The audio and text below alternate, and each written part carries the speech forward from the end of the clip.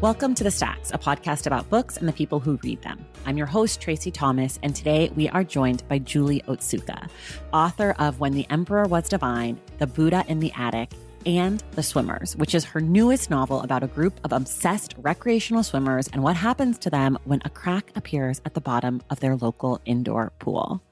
This book is easily one of the best novels I have read since starting The Stacks in 2018. Julie and I are so careful today not to spoil any part of this book. I hope you'll enjoy this conversation on craft, artistic medium, and the pleasure in community. Then I hope you'll go and buy yourself a copy of The Swimmers. You deserve it. Remember, this is National Poetry Month. The Stacks Book Club pick for April is Doppelgang Banger by Courtney Lamar Charleston, which we will discuss on Wednesday, April 27th with Nate Marshall. And a quick reminder, every single thing we talk about on this episode and every episode of The Stacks can be found in the link in the show notes. If you love The Stacks and want more of it, please consider joining the Stacks Pack, our exclusive community for all you book lovers out there. We have an awesome Discord chat community, monthly virtual book club conversations, and monthly bonus episodes. Plus, you get discounts on merch and shout outs on the show and a lot more. Not to mention that the Stacks is an entirely independent podcast. So if you like what you hear and you want to be a part of making sure this show airs every single Wednesday, head to patreon.com/thestacks to join. All right, here it is. A huge thank you to some of our newest members of the Stacks Pack: Elizabeth Rogers, Caroline M. Bergeron, Lynn Morseri, Marissa Siguen, Linda Harmon, Angela, Christina Bowman, Kristen Rogers, Tess Matamore, and Melissa Allen. Thank you all so much, and thank you to every single person who is a part of the Stacks Pack. Okay. I'm so excited. Now it's time for my conversation with Julie Otsuka.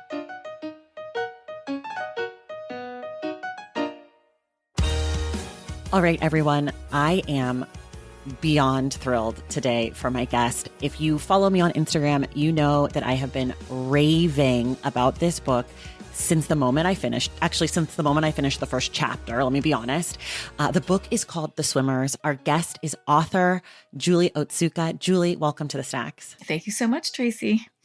Okay, I am not a huge fan of fiction, but Julie, this book blew me away. I was texting everyone I knew. You absolutely immediately must pick out this book. I already told you in advance, but for everyone listening, we are going to do our darndest not to spoil a single thing in this book. So in 30 seconds or so, Julie, can you tell us about the book? It begins in an underground pool. It's a group of recreational swimmers who've been going there for many, many years. And it explains kind of what happens when a crack appears at the bottom of the pool. And I think that's all I really need to say. I think so too. That's basically how I've been describing it. I'm like, It's about swimmers. There's a crack in the pool. Don't read anything about the book. Just pick it up and enjoy. So this is obviously a tall task because there's so much I want to talk to you about that is later in the book, but we're just going to have another conversation, you and I, one day.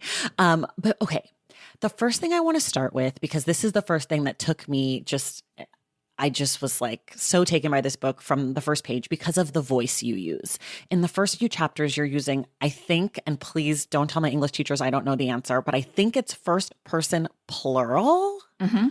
Okay, so you're using first person plural. Tell me about that choice. Why did that feel right for you? For people who don't know what that means, it's sort of like a we voice, like we do this and us and that kind of vibe. That's what I call it too, the we voice. Okay. My last novel, The Buddha in the Attic, was written entirely in the first person plural. So I really kind of fell in love with that voice, but it was about a very different topic, Japanese picture brides who came to this country in the early 1900s. And I wanted to write something set in contemporary times. And I had sketched out a few just scenes set in this underground pool many, many years ago before I'd finished my last novel. And I just love the we voice because it's very capacious. It allows me, the writer, to really kind of paint a very panoramic picture of what is going on with a group of people. And I think I like world building and communities. I'm very interested in groups and what happens. And I didn't initially want to follow any one particular character. I was really just very interested in describing the whole kind of meta world of the pool. Yeah. Yeah. I just loved it. I don't know that I've read something in that voice, maybe any book in that voice, maybe ever, but I can't think of any off the top of my head. And then in the book, it shifts again. And this is where I don't know what it is. It's the you voice. So what is that? Second person? Yes. So how and why did you decide to do that? Was that always the plan, or was that something you had to like work through and figure out like we're going to use different voices here? No, actually, it was like so much of my writing, it kind of happened very organically and accidentally, but I'd actually written the middle chapter, Diem Perditi, probably 2 or 3 years after I sketched out those initial pool scenes. Mm, But that was the first actually part of the book that was completed, that chapter. And I just wrote it in U voice. I don't know why. It seemed right for the material. And I wasn't sure. There were these, I don't want to spell it too much, but there were these two things that I wanted to write about in the novel. I wasn't sure how I'd, deal with these two things. But that middle chapter, Diem Perditi, seemed like the kind of middle still point of the novel. It's a kind of transitional chapter slash space. And I think for myself as a writer, it keeps the material fresher when I continue using different voices or points of view. I did that with my first novel. Also, each chapter was told from a different character's point of view, and it's just livelier for me, I think, as yeah. the writer. So maybe that's why I do it for myself first. It's also lively for the reader too. Like I was like, wait, where are we? What's happening? I have to like replug back in. But how do you know if you're playing around with voice? How do you know when you've hit the right one? Like, does it just feel right to you, or do you take it to other people, or do you read it out loud, or like how do you know that it's working? I think I know when I've found usually the first sentence. Mm, And once I have that sentence, it's really, it gives me the voice. And then I'm off and running, but I often really experiment a lot with, trying to tell a story different ways with different voices until I finally hit upon the one that's right. But once I know that first line, once I've kind of nailed it, then I just go with it. I love this confidence. My gosh, this is incredible. No, there's a lot of doubt that comes along the way, believe me. But it could take months sometimes to arrive at the right first line. Yeah. I mean, and your sentences, I can't tell you how many people I text and was like, you have to read this book. These sentences are just like delicious. They're the most perfect sentences ever.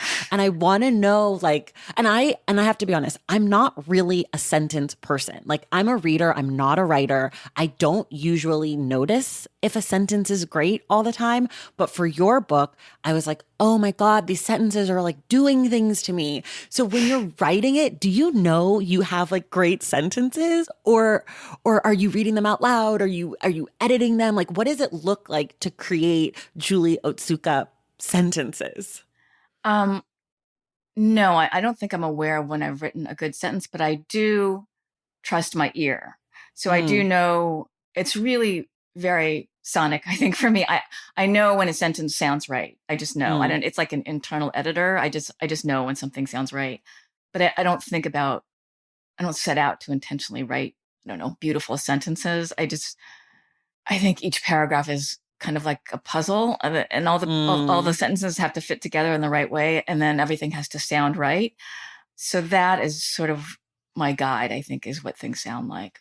Yeah, I love that because a lot of your sentences are very beautiful, but a lot of them are perfect in how like sparse they are and how tight they are and how clear they are. And I feel like so many writers try to write beautiful things and I'm like it doesn't always have to be beautiful to be fantastic. It can just be like clean. You know, like there's something about like tightness that really makes me excited as a reader. You were mentioned before you sort of wrote that third chapter and some of the early stuff at different times. Hmm. And when I was reading this book, I sort of was like, oh, this feels a little like interconnected short stories because there's a lot of jumping around, not only in voice, but also in time and who we're focused on. And I'm wondering, when you were putting this book together, did you know those separate pieces were going to go together? Did you approach it as you approached your previous novels, or was it a different kind of approach for you having these separate pieces that you created at separate points in time? So I wrote that middle chapter to its end first, after sketching out the first scenes of the pool chapters. But after I finished writing my last novel, I went back to those pool scenes, and I started with the first chapter, and I wrote it, from front to back Mm. in its entirety. And then after I wrote that, then I had the idea for the crack chapter, which was actually very fun to write. I kind of went to town with that. And then I knew that after that would come D and Perditi. And after that, I wasn't sure. I don't want to say again too much, but Right, I right, didn't right. know what the form of the next, or the voice of the next two chapters would be. I sort of had a general idea, but I didn't really write those two chapters until I came to each one. Is that how do you come to it? Like when you don't know, how do you figure out what to do? Well, I knew the material that I wanted to deal with. I knew the place that Right. I wanted to describe. So I just had like kind of a mass of details in my head and some, very loosely sketched out scenes. But I guess the problem was what voice to use. What was the Right. best way to put these scenes together, and in which voice? And I did try several different voices for the penultimate chapter. And then the last chapter, I went back to the second person. So it's the same, voice that was used in the third chapter.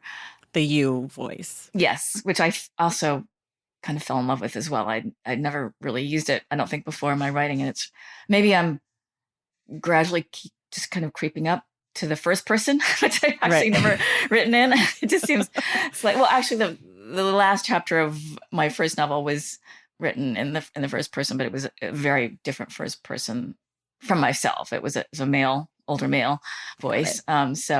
But I really did love the you voice. It was Yeah. just a lot of fun. It really is fun. Like I keep smiling because it really is fun. And like this book gets into very serious topics. And somehow, like with that you voice, you were able to find the playfulness in some of these things that are very far from, I would say, playful. And again, not trying to say too much, but some of this book is connected to parts of your story and your family's story. And I'm wondering, as a fiction writer, how you navigate how much of you and your family to put in and how much you're creating and what that process feels like for you finding that balance. I think that using the second person actually allowed me to have a little bit distance on myself and my own personal story. It somehow made it slightly other what I was writing about. I wasn't writing about myself, I was writing to a you. So that already made it suddenly seem like fiction and something other. And I used details from my own family's history, and then I inverted a lot of things. So I would Right. never want someone to read this as a memoir, because I Right. think I would be horrified because Right. there's just so much in there that has no resemblance to what happened in my own family's history. And then there are parts that are that are very close to what happened to my family. But I think just the familial elements, they were just like sticks on the ground that I could use and Right. perhaps build something and perhaps not. But I don't think I could ever really write nonfiction, because I really just like embellishing and making things up. Mm. You're like, I don't want to fact check. Thank you very much. I respect this choice. I want to talk about the pool and Hmm. the swimmers, because obviously that's a part we can talk about. And I think on another interview, I heard you talk about as like the pool is sort of, a metaphor for the world or the outside or whatever. And I'm sort of, this is kind of like a bigger question, but I'm curious, how can you negotiate your fictional pool, Julie's pool, and like the history of actual pools in America and like the deep hostility and segregation in those places? And did you think about that? And did you play with that at all? Or how did that work for you? Yes. No, I mean, I know. I mean, I wanted to create a very democratic pool where all were welcome, Mm, because I know that historically in this country, pools have not been democratic spaces at all. sure, sure. Blacks were excluded from many, many public pools. Japanese Americans actually were excluded from many, many public pools in the years leading up to World War II. So they're historically very unfair spaces. But in my pool on the page, I want it all to be welcome. I intentionally never referred to the races of the swimmers in the pool. I think because race is something I've been writing about just for so long. I wanted it to be a space where there are people of different races, but you didn't necessarily know who was what, and you might get a hint through some of the names as to people's ethnicities, but I didn't want to lead with that. I think what I really loved about the pool was that it didn't matter who you were. It didn't matter what color you were, outside of the pool. It didn't matter what your class status was, what your job was. The only thing that mattered was, whether or not you were a fast, medium, or slow swimmer.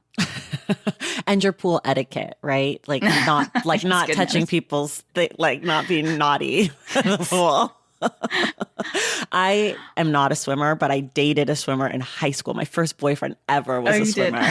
And I like learned how to swim. And I, obviously, as a person who's obsessed with talking, I despise swimming. Oh, no. So I was a little nervous picking up this book. I was like, I'm going to hate this. Swimmers, like, no, thank you. But it's less to do with swimming than I thought. So I was very grateful for that. Yeah, I mean, I think this like location of the pool, and I, I've heard people talk about this book in a lot of different ways and talk about the crack and COVID and all of these things. Did your relationship or understanding of your pool and your crack and all of that stuff, did any of that sort of change from when you started writing this book or sections of this book years and years ago to when you sort of like turned the book in and we're in the midst of this pandemic and a crack in the society, and like all of a sudden it feels like very on the nose in ways, Yeah, I finished writing the crack chapter, before COVID hit. And I actually didn't go back and do a lot of rewriting. The one chapter that I did write, it was during the first year of the pandemic, was the last chapter. So that kind of came together during a very different time. But I didn't go back and adjust some of the crack details to fit with what was going on, But did it change? Did it change for you, like how you thought about your audience or like how they might understand the book? Like, did you ever think about what COVID would do to the work that you'd done pre-COVID in this book? No, not really. I mean, I knew that the crack it could be read as a metaphor for many things, it could be a bad diagnosis, or it could be read as COVID. It could be many, many things. But no, I think I just really thought of it as being first like a physical crack in the world, Mm-hmm. Mm-hmm. So funny. When I'm not a huge fiction person, and I think that I'm not a very good fiction reader, to be honest. Like I don't do like the English class thing where I like come up with metaphors and all this stuff. And it never dawned on me that the crack was a metaphor. Like I just took the crack at face value. Good. Like, this is a terrifying good. thing. And then I was like listening to other people talk about it, and I was like, wow, I have failed, because of course, sure, this could be a metaphor for, things outside the pool, but also things that happen later in the book. And I felt like a real dum-dum. So no, I think I actually think very literally when I'm making up my stories. I don't think metaphorically at all. Although many readers, they'll ask about symbolism in my books, and none of that's intentional. But I think that whatever a reader brings to a story is true and correct for that reader. But I don't really know any authors who go through and plant symbols, in their stories. You don't think? No, I think they really arise out of our unconscious. I think that they're real and that they're there, but I think it's something that we arrive at, again, organically and unconsciously. I love that idea because it makes me feel way better about my ability as a reader. You're giving me some of your confidence. I appreciate this. Where did you get the idea for this book? Like, you said it came to you, but like, how? How did you do this?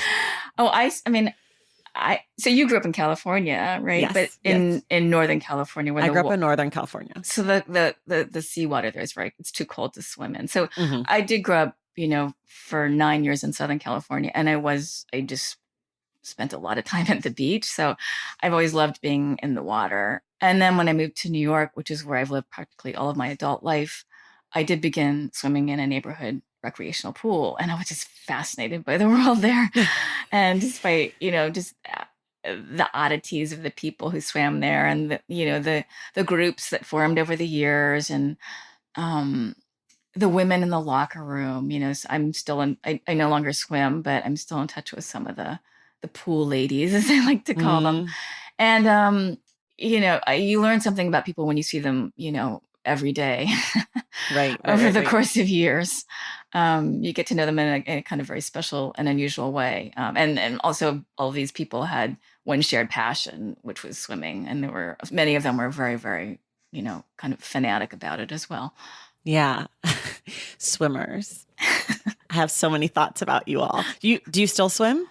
No, no. I have not swum for many, many years. I'm actually about to go back to the gym for the first time in 2 years, I think on Friday. So I'm a little nervous, Wow. but Oh my no, I switched my workout to on land just with the machines and the God. stationary Okay. bike. I just felt it was a better workout Got it. for me personally. But and I always thought I would miss the pool, but I don't know. Once I got out, it was fine. It was- Yeah.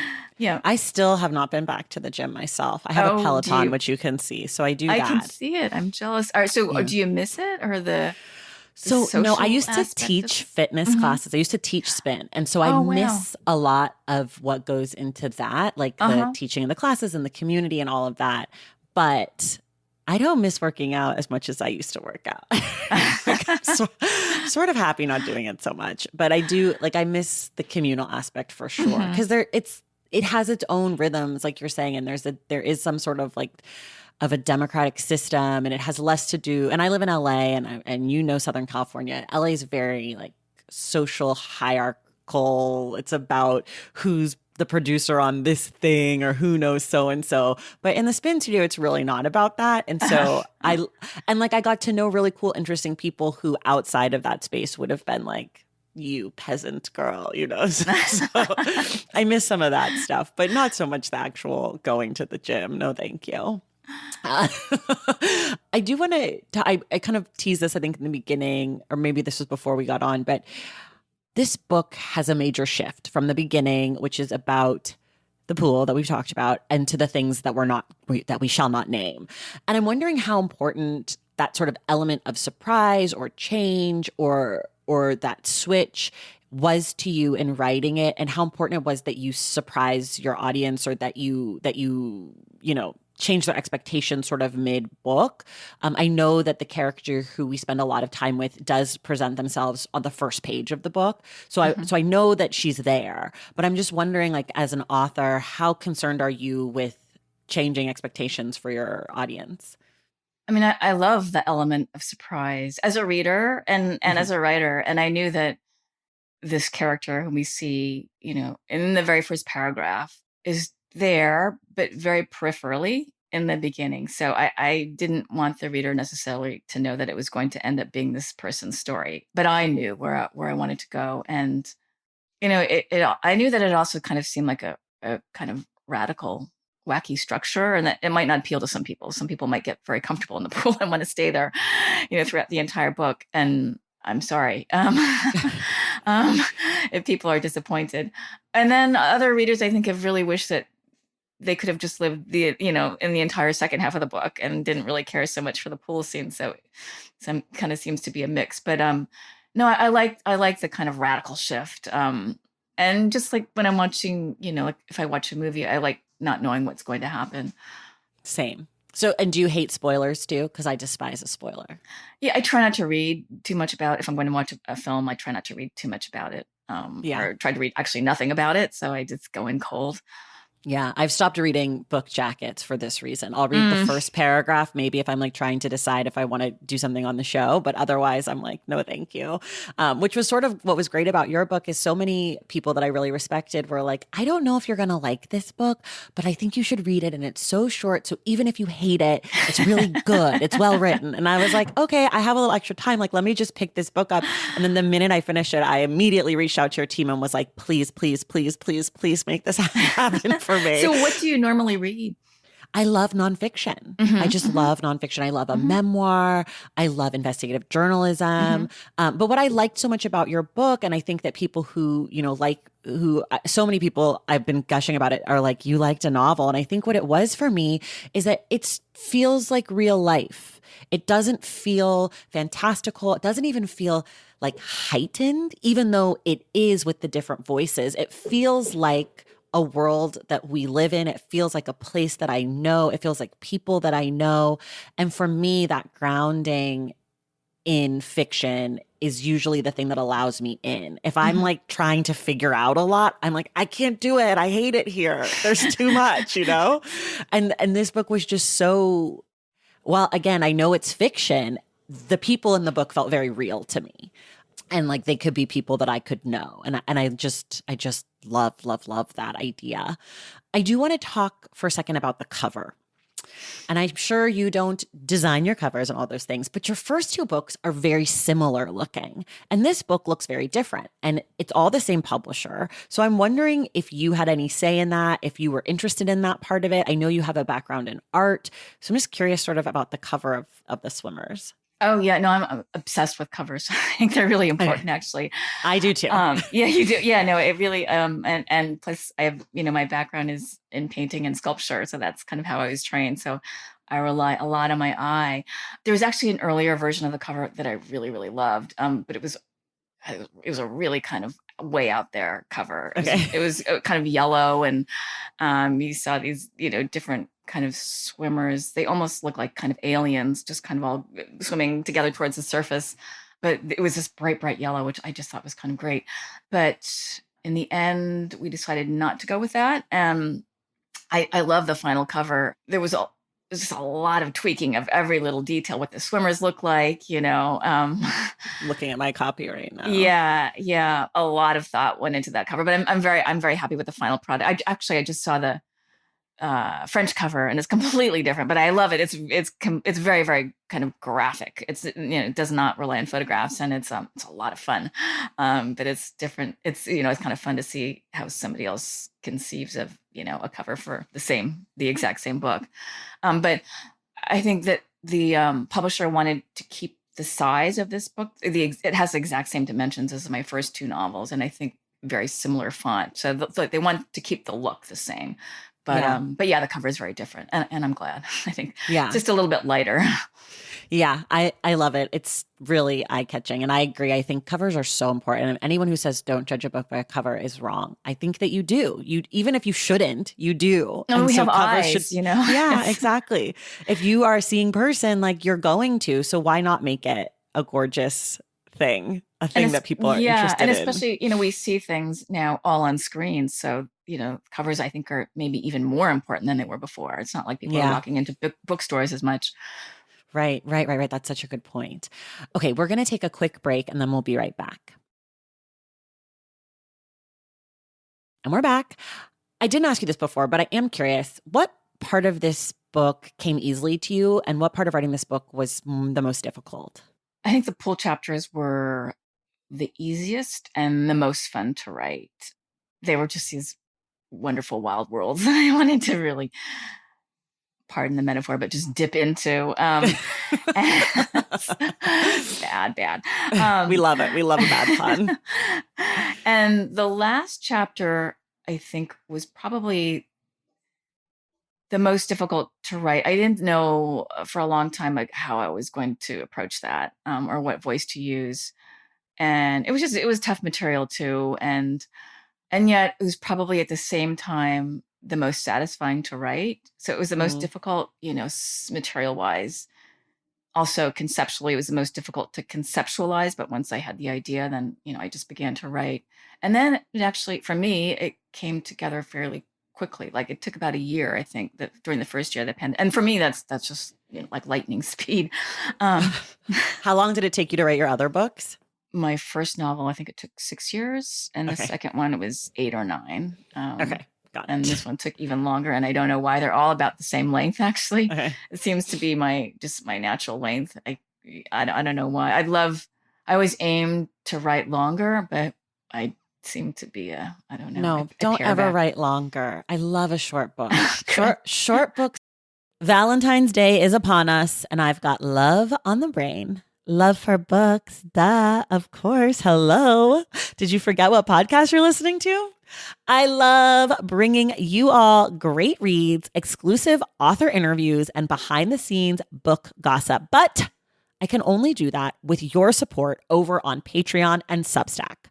Our Stacks Patreon community, also known as the Stacks Pack, is where you can go for book club meetups, a private, very active Discord, and a year-long mega reading challenge to help you achieve all your reading goals. Plus, you also get that monthly bonus episode. Now, over on the Substack, you can subscribe to my newsletter, Unstacked, where I keep the book conversations going. I also give you a healthy dose of sports and pop culture, definitely some hot takes happening over there. And again, that bonus episode. If you don't have a few dollars to spare, don't worry. There are free options on the Substack and the Patreon to get you a little extra Stacks magic. Making this podcast is a total team effort, and by supporting my Patreon and my Substack, you allow me to support my amazing team that makes the show possible every single week. So if you or your friends are looking to meet other book lovers and support this indie podcast, come hang out with me on Patreon, Substack, or both. I would love to have you. And since we're talking about love, you can gift subscriptions to the Patreon and the Substack for that special reader in your life.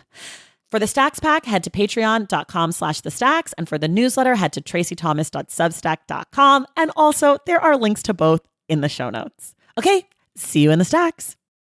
It's such a treat. Leave them wanting more, people. If I could slash 100 pages from every book over 300 pages, I would, no problem. It's just such an enjoyable experience to read a short book for me. I don't know. How do you know when you're done? Do you know? Does it feel complete to you?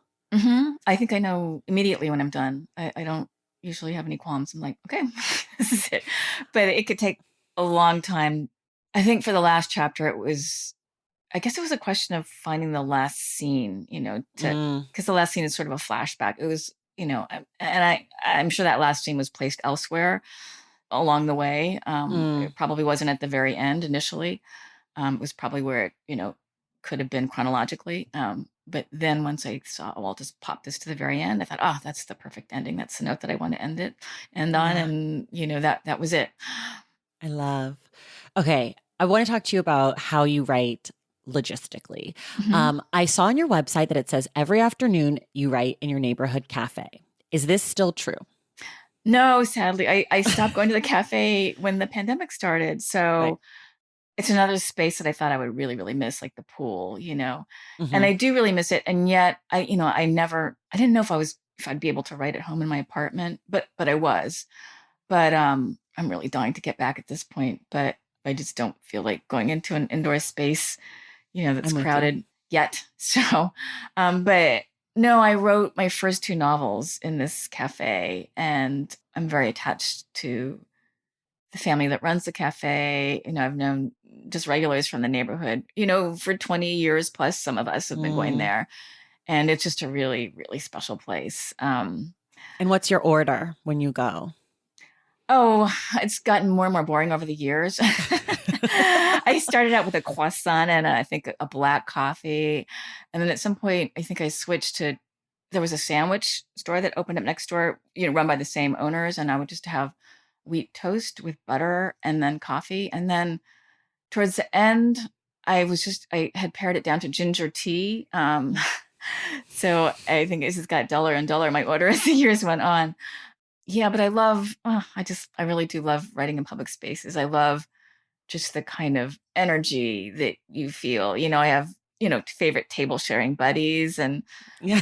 I have one friend and she would always save a seat for me. And she'd text me around the same time. She'd say, "Are you coming? Because this guy just left and I'll save your seat for you if you want me to." And I walk in and there it would be. So I miss all that. And I just miss, serendipity and meeting people you wouldn't otherwise meet. And I miss overhearing weird snatches of dialogue, that you can copy down in your notebook and maybe use at some future point in a story. And just, the clatter of dishes and, glasses and just the hum of voices. I found it to be like a very kind of calming Zen place, although it was often just frenetic and really crowded. But I loved all that. I love that it was just kind of about being a space that was really beyond my control. Whatever happened, happened. Yeah. I miss cafes too. Don't feel badly about not wanting to go to crowded indoor spaces. I still am not doing that You're either. not. So you've been very No. careful this whole time. Yeah, I have small children and they're not Hmm. old enough to get vaccinated. So that Oh, is a yep. very, Yep. very strong deterrent. But Yep. I also am just a nervous person and I Hmm. don't like risk. And so for me, it's like, I don't need, and I live in LA. It's not cold here. Like I can go, it can be outside and Yep. still, socialize. So for me, it's just a no. Yep. It's a hard no. Okay. So you're not obviously going to cafes right now. How are you writing at home? What's your setup there? Are you having your coffee and toast? Are you drinking your ginger tea? We love snacks and beverages on this podcast, so please indulge. Do you listen to music? Do you like put on ambient sound? How are you creating at home?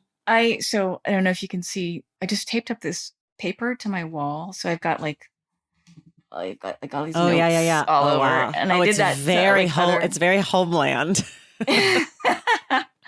So, and I have other walls too that just have a lot of notes on them. So I think because I'm very visual, I like being able to see stuff and I can rearrange things and I'll write something down that I'll later run across that I forgot. I've forgotten that I'd ever written that note, and I'll say, oh yeah, that would actually be a good scene. Why don't I write that scene today?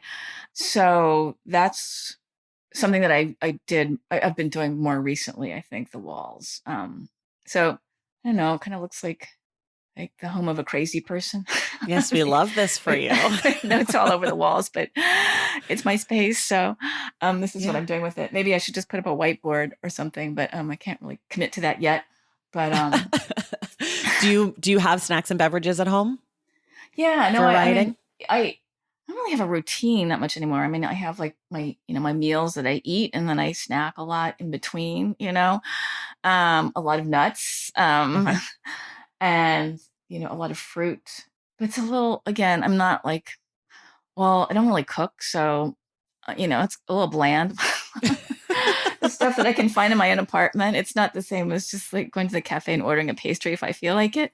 Yeah. So, now it's like coffee with a lot of soy milk actually. Okay. And that'll keep me going for a while. But I used to be able to drink like 5 or 6 cups of coffee when I was younger, but I just can't do that now anymore. So I miss that, but that just kind of continual buzz, that was just great, I think. Maybe that's why it didn't take me as long to write my first 2 novels. I don't know. I'm curious. So we touched on this earlier, your background as a painter and a sculptor. How do you feel like that informs your writing and your approach to writing and the way that you think about writing? Because I feel like, that's a really different way to create or it's different. And so I'm wondering how it informs the work that you do. I think it does. It's hard for me to know exactly how, but I feel like I really learned how to see the world at first as a sculptor. And I've told this anecdote before, but the first thing that we ever learned to look at and sculpt before doing like our first head, was a cow femur bone, which is just this really abstract, beautiful, beautiful thing. And you have no preconceived idea of what it should look like. You're just looking at these lines and how they move through space. It's just very abstract. And I think it's kind of how I go about I just look at something like a little dumbly, just like, I just kind of look at it and try to figure out what it is, and just, okay, what am I actually seeing here? What am I actually trying to describe? And so I think I hope I kind of keep that way of thinking, towards whatever it is that I'm approaching for the first time. But I like that element of something new. I like to deal with new subject matter with each book. I don't like to repeat myself. But I think I did learn from painting just about the discipline of putting in the hours at the studio every day. Mm. And then I would sketch out very loosely on a canvas a scene and then just try to bring up the details simultaneously and not fixate on any one detail. And that's my same strategy for writing a paragraph. I'll just sketch out, the sentences loosely and then just kind of gradually bring everything into focus. I guess it's a very overall way of working. Hmm. I do feel like I am printed as an artist, on the visual world. That was my way of learning how to look. And I feel like a lot of my writing is also about looking and just seeing. How did you make the switch? How did you know you wanted to write? Failure. I all throughout my 20s, I started a graduate program in painting in Bloomington, Indiana, and I dropped out after a couple months. I couldn't handle the pressure of having to produce for a critique, and I moved to New York. And then I thought, that's it, I'm done with painting. But I got very, I really started to miss painting again. So I enrolled at the New York Studio School for a couple of years down on 8th Street in the Village. And then I just, at a certain point, I hit this wall. I think that I had an idea of the kinds of paintings that I wanted to make. I could see them in my head, but I just wasn't technically capable of executing what I Mm. was seeing in my mind. So when I stopped painting, I began going to my neighborhood cafe. And I just began reading a lot of contemporary fiction for solace, because I was just so bummed out that I just failed at this one thing that I'd always wanted to do. And I just found, like, I love stories. I just love being immersed in other people's stories. And then after a couple of years of just really reading, I just began to tentatively try my hand at writing. And I just found like it just came to me, for whatever reason, much more easily, I think, than painting did. I think I'm more comfortable with the medium of words than with paint. And with words, you can always, what I hated about painting is that I have these gorgeous first drafts on the canvas, and then, but you can't just stop there. You have to paint, and you have to continue painting, and I would just lose them. But with writing, you can always save, your notes for the first draft. You can have as many draft Right. copies as you want. And I can always go back, and because often the first draft is the freshest in a way. It's when you've just gotten this idea, and things are very kind of immediate, and you're kind of going to the heart of what it is that you might eventually, end up saying, but you might not know it yet. But there's a seed there and so you never really lose that if you're working, on a computer. Um, Right. Right. So I love this story because I am a failed artist of another kind oh, before I what became kind? I was an actress and a dancer Oh, you my were? whole Okay. life. Yeah, I went to NYU, I studied acting, Oh, and wow. then I wasn't that good. I don't know. I just Did wasn't. you know that you weren't that good? Or, like, I when did you don't know. know? I think I realized I wasn't that good when I had friends in college who were just so good. You Mm. can see like I just had friends that I was like, I'd much rather watch you do things than me try because not as good as you. And so I always knew I wasn't the best dancer, but I was always a very good performer. Like I'm not as good in rehearsal. I'm really good on stage. Like I can Uh-huh. hit the right note when it needs to happen. But I couldn't quite figure out what the thing was. Not that podcasting is quite the same art as, theater or dance, or at least not as long established, and there's not as much training and things like that. But it definitely is a shift from what I was trained to do, though more similar, I think, than sculpting and writing, perhaps, but maybe not. Oh, it seems Um, very different to me, even more it different does. than, yeah, Oh, it yeah, does? Oh, going wow. from the physical. I mean, it's just so very physical, right? Yeah, yeah. I mean, so did you continue to try to act and dance for many, many years before you stopped, or No. no? So I stopped dancing first. Mm-hmm. I was an actress and dancer in high school. When I went to college, I had to commit to either dancing or acting. So I committed to acting because I thought, well, my body might fail me at some point, but I could still be an actor. So I was like, let me do like the practical thing. And I can always take dance class. Wherever I am, I can take a dance class. I don't know if I need a degree in dance. And then I, ended up working more professionally in the dance world. I did a lot of choreography and things like that. And then when I moved to LA, funny enough, I was like, I don't want to be an actor anymore. Like, I'm not good at it. I just don't like it here. And so I sort of just stopped both within a little bit of each other. And then this podcasting came totally just like had an idea, and I liked listening to podcasts, and I just kind of tried it, and it worked, I guess. And you were just a natural, right? It I sounds like think you so. were. Yeah, it works for me. I'm a curious person. And so I think like this interview style, I don't think I could do those like, serial podcasts where it's like you write out a whole thing and you tell the story in that way. That's not my skill set.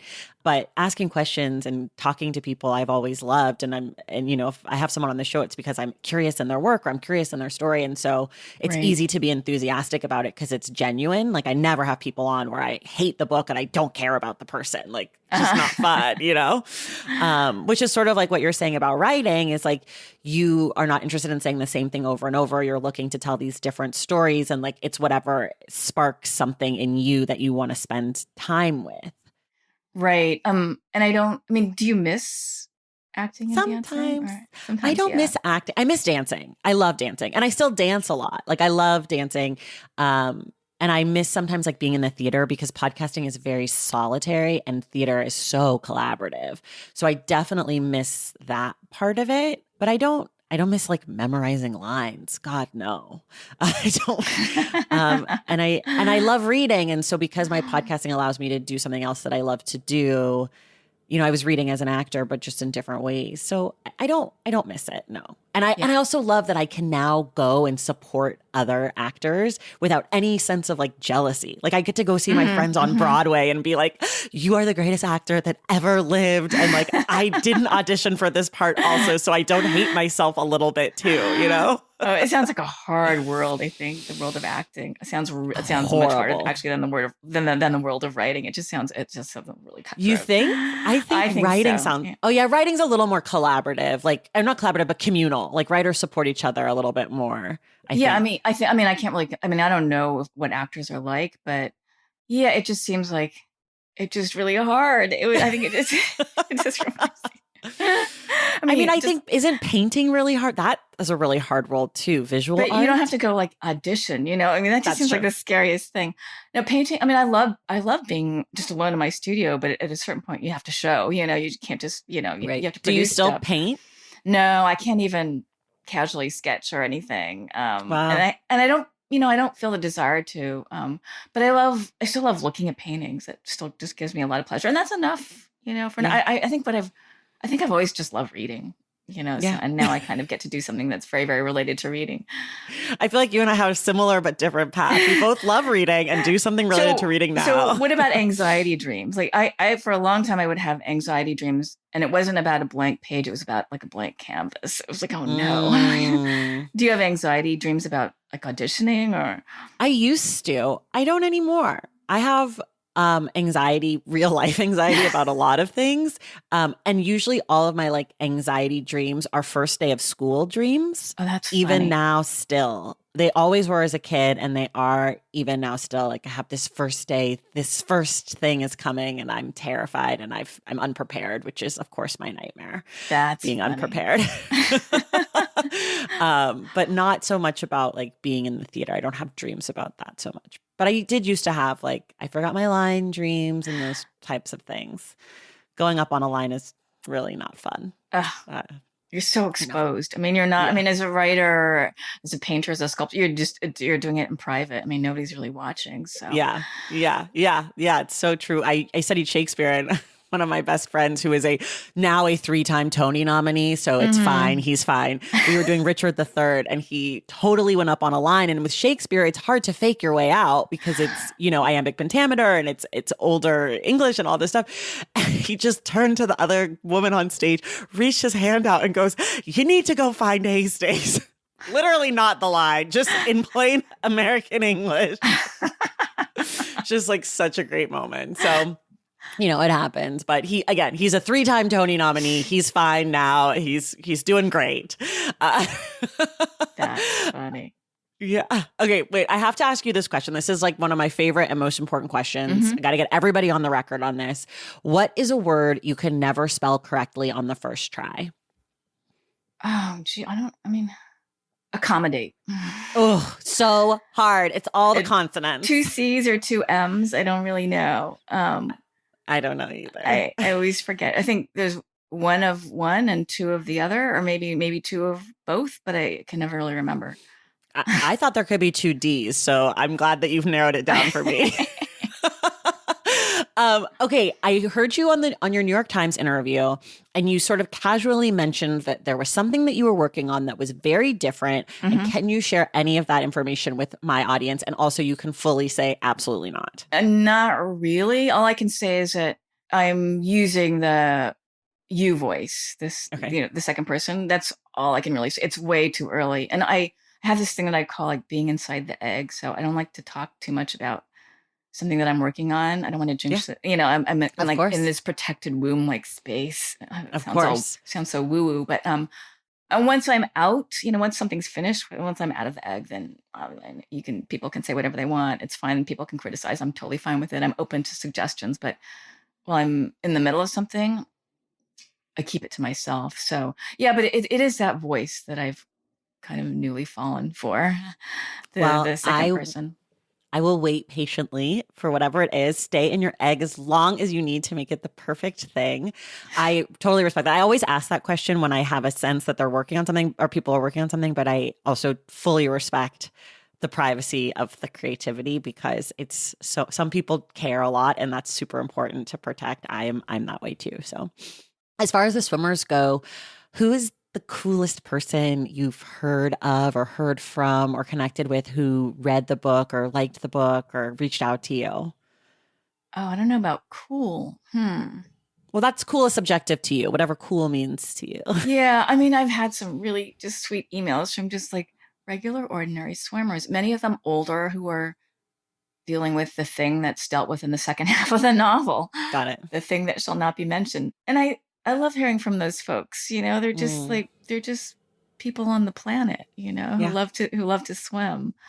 And for whatever reason, the novel has struck a chord with them. So it's kind of great. I have a hunch that the reason it struck a chord with them is because it's brilliant, but that's just my guess. I don't know. I can't say for sure.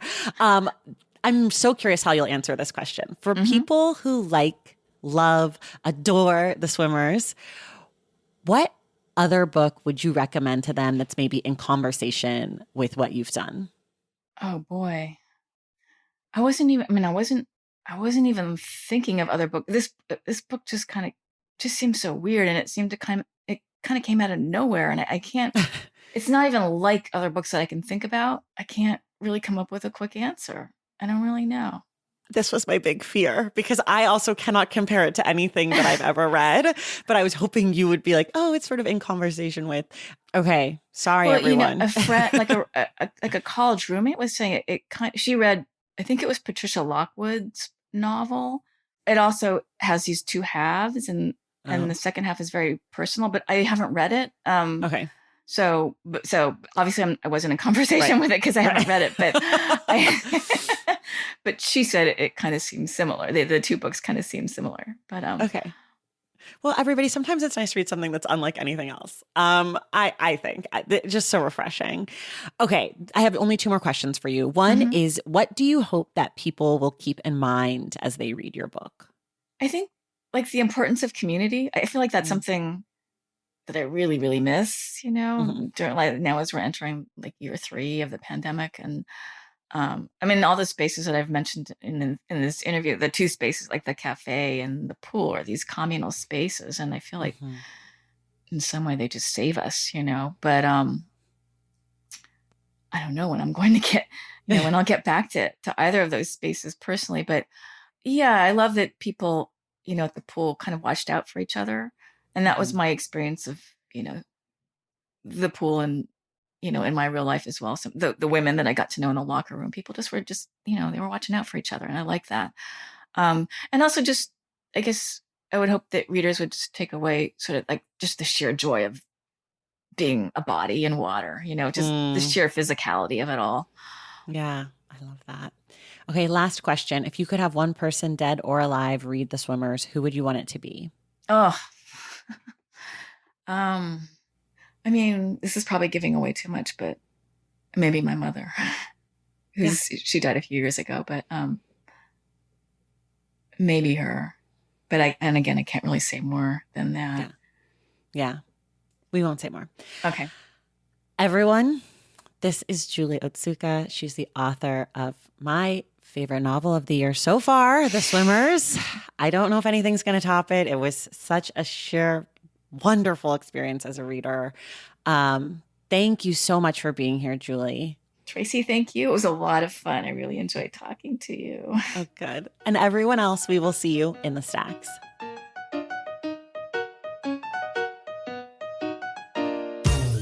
All right, y'all, that does it for us today. Thank you again to Julie for being my guest, and thank you to Josie Cals for making this interview possible. Remember, the Stacks Book Club pick for April is Doppelgang Banger by Courtney Lamar Charleston. We will be discussing the book on Wednesday, April 27th with Nate Marshall. If you love the show and want inside access to it, please head to patreon.com/thestacks to join the Stacks Pack. Make sure you're subscribed to The Stacks wherever you listen to your podcasts, and if you're listening through Apple Podcasts, be sure to leave us a rating and a review. For more from The Stacks, follow us on social media at The Stacks Pod on Instagram, at The Stacks Pod _ on Twitter, and check out our website, thestackspodcast.com. This episode of The Stacks was edited by Christian Duenas, and production assistance came from Lauren Tyree. Our graphic designer is Robin McCrite, and our theme music is from Tigirigis. The Stacks is created and produced by me, Tracy Thomas.